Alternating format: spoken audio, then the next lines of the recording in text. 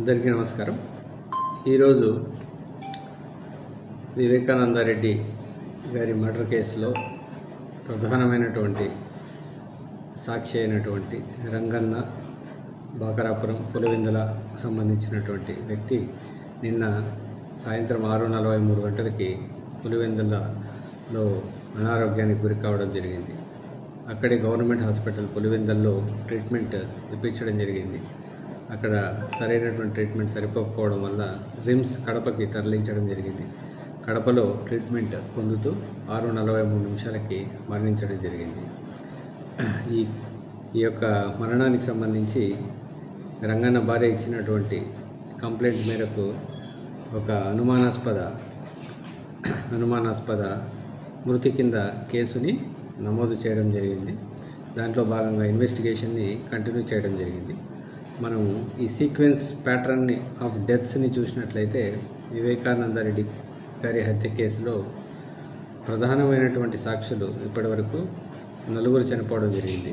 రంగన్న 4వ వ్యక్తిగా మనకు అర్థమవుతుంది. ఇది హైలీ సస్పీషియస్ డెత్గా మనము దర్యాప్తుని కొనసాగించడం జరుగుతుంది.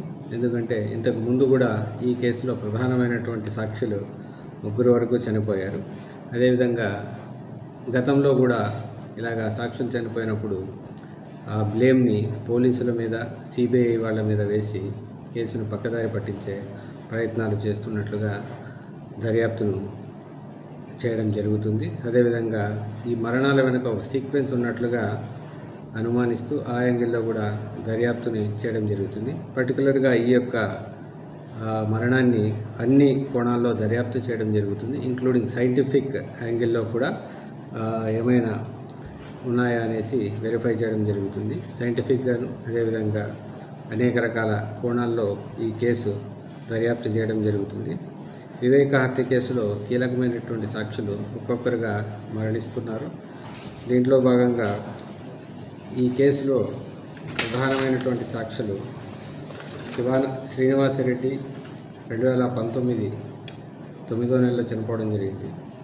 కల్లూరు అలియాస్ కువైట్ గంగాధర్ రెడ్డి 2022 జూన్లో చనిపోవడం జరిగింది. వైఎస్ అభిషేక్ రెడ్డి సెప్టెంబర్ 2024లో చనిపోవడం జరిగింది. నిన్న రంగన్న వాచ్మెన్ పులివెందుల్లో ట్రీట్మెంట్ తీసుకుంటూ రిమ్స్లో జాయిన్ చేసిన తర్వాత చనిపోవడం జరిగింది. ఈ వివేక కేసులో ముద్దాయిలుగా ఉన్న వారి యొక్క పాత్ర ఈ యొక్క మరణంలో ఏ విధంగా ఉంది అనేది కూడా దర్యాప్తుని కూలంకషంగా క్షుణ్ణంగా వెరిఫై చేయడం జరుగుతుంది. ఎందుకు సాక్షులు మరణిస్తున్నారు అనేటటువంటిది తెలియాల్సి ఉంది. ఆ కోణంలో కూడా దర్యాప్తు కొనసాగుతుంది అనేసి తెలియజేస్తున్నాను. ఈ విధంగా ఎప్పుడైతే ఈ సాక్షులు చనిపోతున్నారో దీని వెనుక పోలీసులు, సిబిఐ ఉన్నారు అనేటటువంటి బ్లేమ్ని చేస్తున్నారు.